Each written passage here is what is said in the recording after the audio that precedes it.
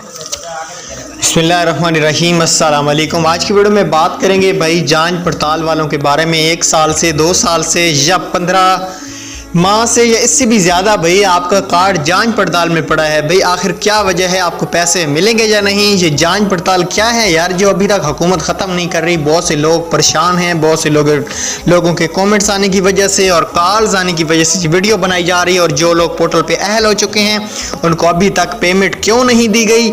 जांच पड़ताल वालों का फैसला हुकूमत कब करेगी, आज की वीडियो में पूरी डिटेल देंगे।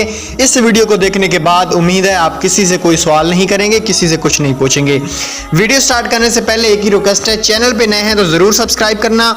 BISP की तमाम अपडेट जानने के लिए नीचे दिए गए व्हाट्सएप ग्रुप को लाजमी से ज्वाइन कीजिएगा। चलें दोस्तों, आज के वीडियो को शुरू कर लेते हैं।